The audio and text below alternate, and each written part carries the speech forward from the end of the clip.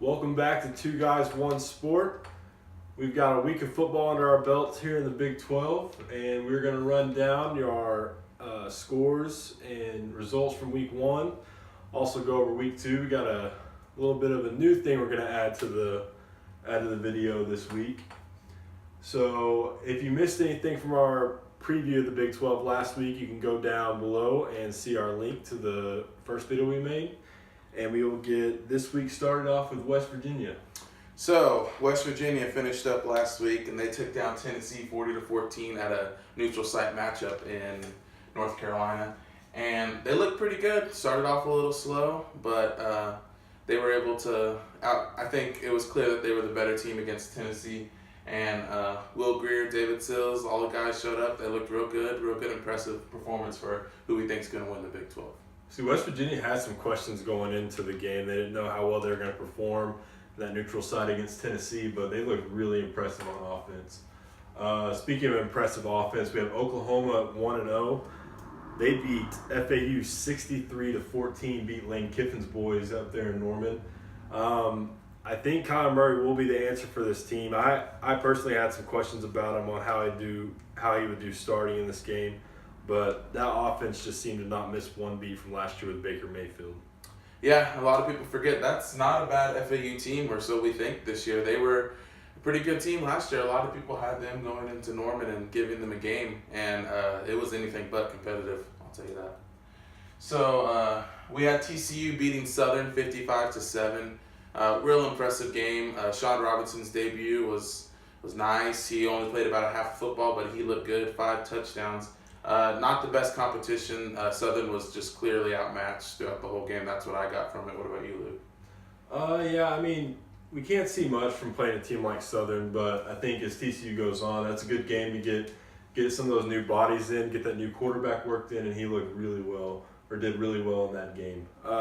Oklahoma State, they beat Missouri State 58-17. Taylor Cornelius made his debut. He's been sitting on the bench for a while behind those good quarterbacks at Oklahoma State. I think he's going to do pretty well.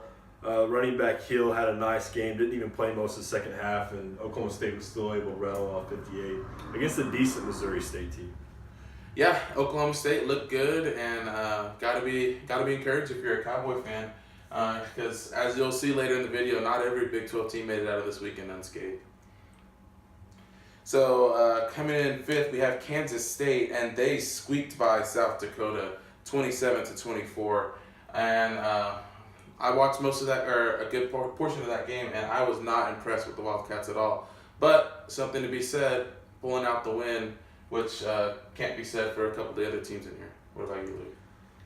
Yeah, I mean, Kansas State's going to have a lot to prove here in the upcoming weeks. Didn't see much out of them, but they had 14 penalties and either 4 or 5 turnovers, which was really, really uncharacteristic of a Bill Snyder team. And so I'll see them improve from that game, but they still have a lot to prove. Baylor played FCS opponent Abilene Christian, came out with a win 55-27. Not much to see from this game. Allowing 27 points to a FCS school isn't ideal, but it's good to get that win on the board and Baylor get the 1-0 start. Yeah, I mean, any win's a good win for Baylor after a 1-win season. I mean, they've already matched their total from last year, so things are looking up for Matt Rule and the boys down in Waco. And then we had Iowa State get their game canceled against South Dakota State. That's a real bummer because South Dakota State is usually a team out of the FCS that can challenge an FBS team. So I was really looking forward to Iowa State getting to prove themselves against South Dakota State. They lose that chance. They're sitting at 0-0. We'll see that they're going to end up playing 11 games, see if that ends up with being a funky record and kind of messing with the standings. So on to Texas Tech. Yeah, and Texas Tech is our first out of the teams that we're going to have that has a loss. They blew it against Ole Miss on ESPN, 47-27. Kind of a worst case scenario for Tech. The defense that they were real hopeful about looked pretty dismal against the Ole Miss offense, and Texas Tech's offense just never seemed to get it going. Quarterback McClain Carter did get hurt. They brought in the backup quarterback Bowman, and we'll see who's going to start this week. If Carter's going to be healthy enough, if Bowman's going to start, or even maybe Jeff Duffy to step in. And Tech they're struggling. We're going to see what they can prove here in week 2.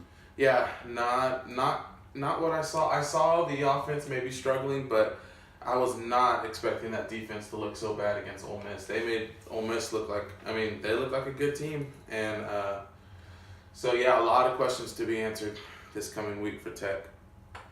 And we have the Longhorns, the mighty Longhorns, falling to Maryland 2 years in a row. And the final on that one was 34-29, Sam Ehlinger throwing an interception, trying to go win the game. Same old for Texas. Close game, couldn't pull it out. Game they probably should have won. I mean, say what you will about the quarterback play, but just the fact that Texas can't beat a Maryland team who's gone what they went through in this offseason. I mean, that's one of those ones you don't want to forgive from Texas and Coach Herman over there. We'll see how well they improve. They got a lot of talent on that team, and I should see how well that develops. Kansas, what'd you expect? I honestly thought they were going to pull out the week 1 victory, but they just struggled. Never really seemed to get anything going against Nichols of all teams, and they started the season 0-1. Yeah, tough loss. That's one you think Kansas should pull out, and if they're gonna start making some sort of improvement over the past couple of years, that's not the way to start. I mean, that's a game you gotta have if you're David Beatty and them. So nowhere to go but up, but tough start for Kansas. Looking forward to week 2. We're going to go back through and give you the preview for these games. West Virginia is going to have a cakewalk game against Youngstown. Not much to see there. Probably just maybe some stat padding by the Heisman hopeful Greer over there. Other than that, there's not much to say about their week 2 matchup. Yeah, hopefully Greer and Sills can make it out healthy. Hopefully all the guys at West Virginia make it out healthy, have a good, impressive showing against Youngstown, and on to week 3. And the Sooners are taking on UCLA and Chip Kelly, who did not look very impressive in Chip Kelly's debut in the Rose Bowl, losing to Cincinnati. So I'd expect a little more of the same, a lot of Kyler Murray, and hopefully get him out early if Oklahoma's handling business.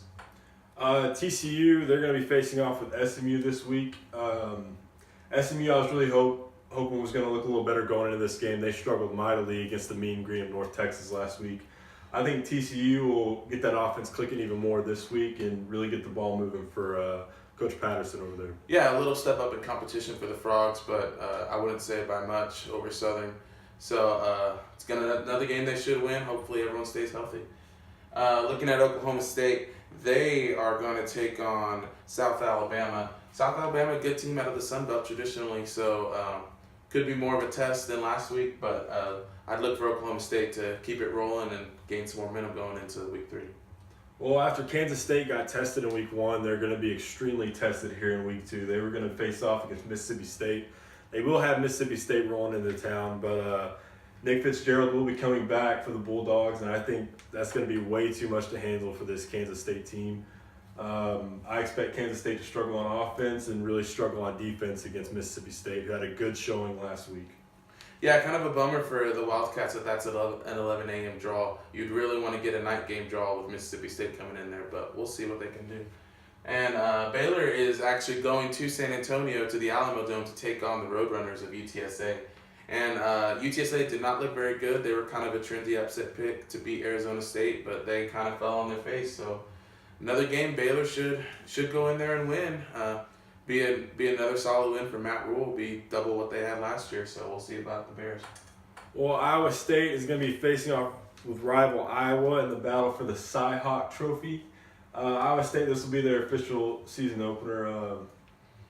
This is going to be a good way to test this Iowa State team. We're going to really figure out where they're going to be at against a solid Iowa team who always plays well. They're not going to give you anything, and so we'll see how Iowa State does here in week 2. Yeah, throw the records out for that one. Every year, you never know what you're going to get for the battle for the Cy-Hawk. And we got Texas Tech taking on Lamar at home. Much needed. I'll call it a breather game for Tech. They have a lot of questions that need to get answered after their disaster of a game in Houston. And so look for them to try to figure out their quarterback situation, try to get that defense back on track. Another team with a lot of questions to answer. Texas will be playing Tulsa at home. I expect Texas to be able to handle Tulsa pretty well, but hopefully one of these quarterbacks can step up and play really well for the Longhorns, and hopefully they can come out of there looking strong. Yeah, it's never a good look when Texas is ninth in the Big 12 standing, so hopefully they're not there for long. And we have Kansas taking on Central Michigan, and I don't know what to say. That's going to be a tough game, and I don't know if that's a game Kansas can expect to win right now. Maybe it's just a game they can expect to go compete and try to see a little more fight out of the boys than they saw this past week. Well, our new thing we're going to be adding this week is a pick'em from me and John. We will go through. We will pick 3 games, in games that have a ranked team in them, and we will either go for or against the line on those games. Yeah, and we're just getting our lines off the ESPN app, so nothing official here, just a little bit of betting advice if y'all were us. So go ahead, Luke, first pick. I'm going to stay in the Big 12. Mississippi State is favored by 9 against Kansas State. I just believe that game is going to not even be close from the draw, especially with Nick Fitzgerald coming back. I see what they're trying to do. I mean, you want to have close games between 2 Power 5 opponents, but I think the Bulldogs are just going to blow out the Wildcats. Yeah, and I think I agree. I look for Friday night, TCU heading over to Dallas to take on the SMU Mustangs. TCU's favored by 22.5. I think they cover that. I saw a little bit of the SMU North Texas game last week, and North Texas just blew the doors off of them. So that does not bode well for the Mustangs. I think TCU goes in there and puts them away early. Now to go out of conference, we have college football game day, Clemson versus Texas A&M. Clemson is favored by 12 points, but I think Jimbo Fisher is going to have all he can handle with Kelly Bryant and the Tigers.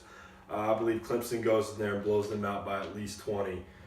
And so college game day might not get the great game they were wanting. Yeah, Clemson coming in, shutting down Kyle Field. We'll see what happens.